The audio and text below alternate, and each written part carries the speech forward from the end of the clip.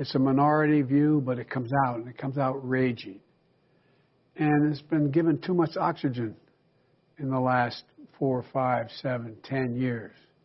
And it has seen itself, whether it was, I remember spending time at the, going to the Tree of Life Synagogue, speaking with them. It just is amazing these things are happening in America. I have never seen stupidity like this. Live from Radio City in Florida.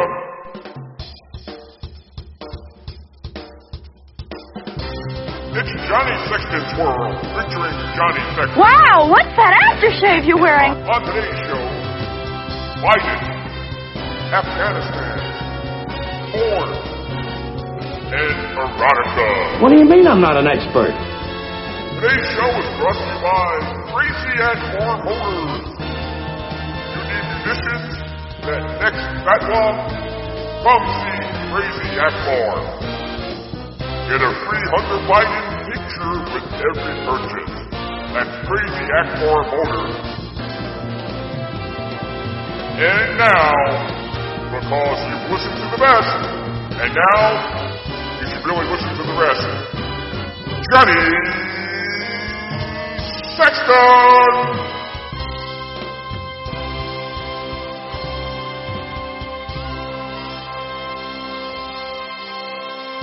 My uncle says you got a screw loose. Yeah. Your uncle molests collies. All right, thank you very much, Jiggs Jiggerson. Let's get right at it. We all know that President, hate to say it, God damn, President Joe Biden, what are we going to do with it? What are we going to do with, you usually say this about a troubled kid. You got a kid that's, 9 years old or so, he keeps getting in trouble stealing stuff, or, breaking into things, or, getting into fights, and you sit there, you're in the light, and you go, hey, honey, what are we going to do with Bill, Bob, whatever you want to call it? What are we going to do with it? That's my question. What are we going to do with Joe Biden? I don't know. I wish I could say something. Now, as we find out, I played that piece at the beginning about the Tree of Life Synagogue where had 11 people die in a mass murder, anti-Semitic murder. I have a little bit of personal interest. The gentleman who owned the company that I worked for, he was part of that synagogue. I remember that synagogue. And so were 3 or 4 of the people that worked for my company. So a little bit close to the heart on that. But the lying has got to go. He just lies at will. He is like a 10-year-old kid, like a 10-year-old troubled kid. Says he visited the synagogue, and you heard him say it. Now they come out and say, well, he didn't visit the synagogue. He misspoke. Oh, he misspoke. He had a phone call with the rabbi. The rabbi was in the airport. And he started to say, if you listen to that, he spoke to the people at the synagogue. But he didn't misspeak. You've got to, every time you hear the word misspeak when it comes to politics, you have to replace that with the phrase bold-faced lie. Bold-faced lie is the new term for misspeak in politics. Bold-faced lie. He misspoke. No, he told you a bold-faced lie. He thought you'd believe it. But, he's too stupid to think that you can check. Fauci a couple weeks ago misspoke. The COVID virus, if everyone messes up and vaccinates, will be done by fall, next fall, 2022. Oh, did I say that? I misspoke. I meant spring 2000. You don't misspeak fall to spring, and you don't misspeak, I went there and spoke to them personally. Oh yeah, I called the rabbi and spoke to him on the phone. I don't get it. Joe is just not, he's a liar. Let's face it. And they're really trying to shift the Afghanistan narrative over to something else. Okay? Really trying to shift it over. If you notice, the fascination that they have, or Joe had, or someone had, with September 11th, just is beyond comprehension. You have these people caught in Afghanistan. They're still there. They're not getting out, and half of them at least are going to be murdered or killed or whatever. I don't care what the Taliban says. They're not going to change their ways after a million years of doing religion and business the way they do it. And no matter what Joe wants you to think, these people are going to die. But he doesn't care about that. We're moving on. We're moving on from that. We're going on to something else. So Joe, of course, he fulfilled supposedly a campaign promise that he made to the 9/11 families from 20 years ago, that he would get the sealed documents released about September 11th. He made that promise. When he made it, I don't know. We got to try to look it up and see if it's really there. But he made that promise to them. So he said. Can we believe him? No, can't believe him. He's lied too many times. But this is to change the narrative and shift it from Afghanistan back to the magic date of September 11th that Joe seems to think is some magical cure-all that will get rid of everything. Oh, September 11th. We're going to have the troops out by September. I promised those people from September 11th I'd have those paper documents released. And I'm going to get it done this week, which is September 11th. What is the fascination with September 11th other than it was a national tragedy 20 years ago that you are trying to exploit? The problem is anything that has Joe Biden's name attached to it right now is toxic. Toxic. We can go down the line. Afghanistan. Very toxic. I'm sorry. Had a little brain fart there. Gas prices. Toxic. Job numbers that came out today. Very toxic.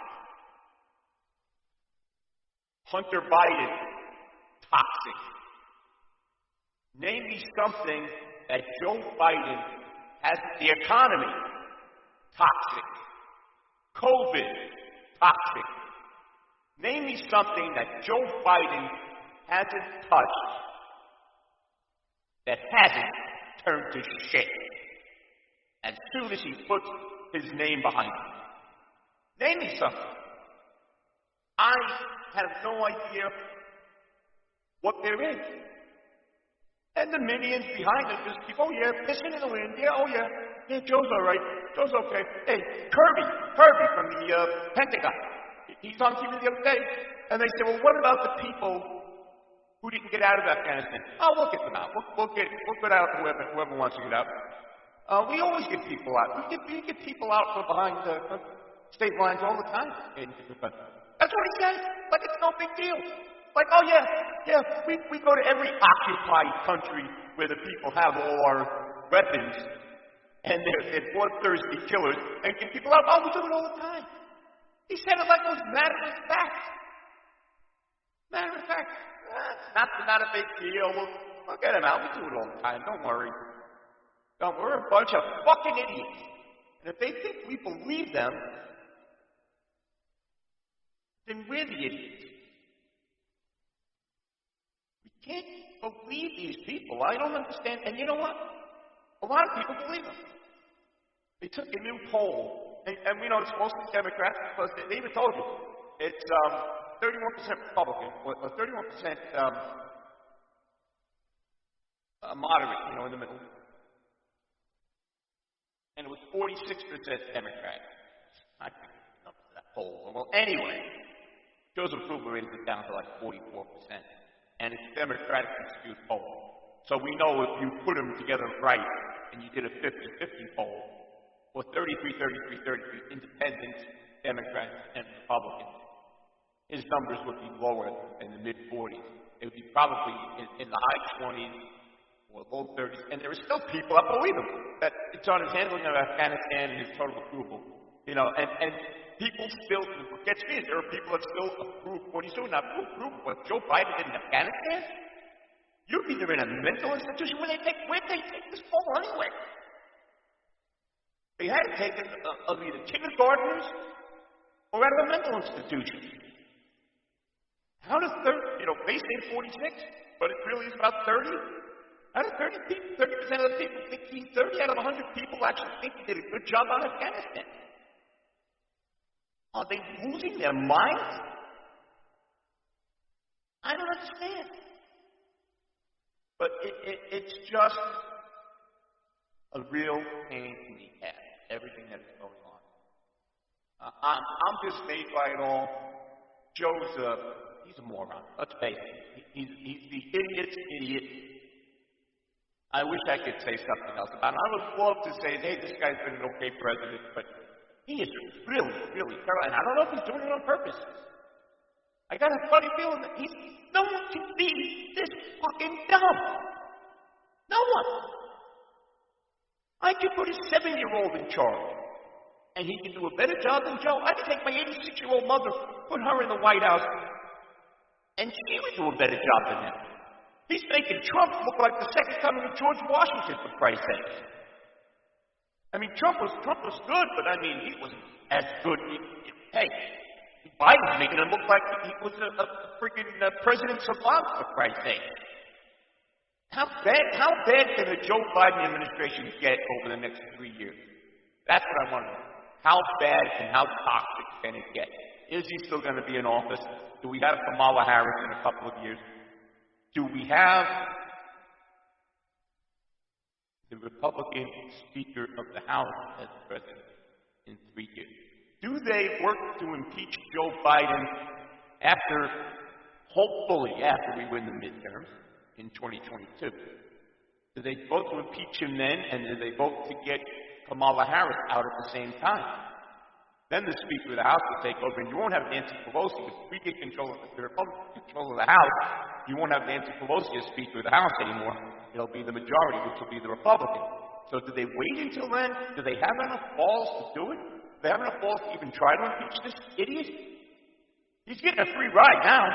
Most presidents get a free ride on bills, passing bills and everything, but he's just getting a free ride from Congress only because they made sure he was put in place. I don't know if he's playing their game, he's not playing their game, but this guy is really, really aggravating me. It's Johnny Sexton's World. I'm Johnny Sexton. I don't even know if I welcome you guys to the show.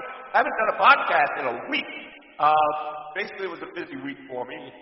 I bought a new car. I went out and I bought a Chevy Volt.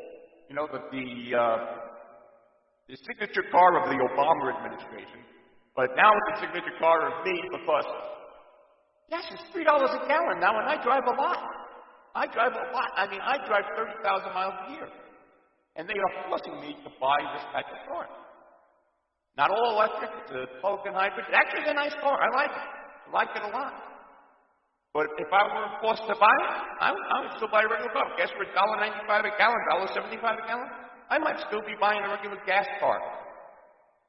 But with Joe cutting off everything, turning the gas prices to shit, because he cut off all American drilling and everything, and the American pipeline, you know, the Keystone pipeline, all the work that we were doing on the Keystone too, he shut it all off.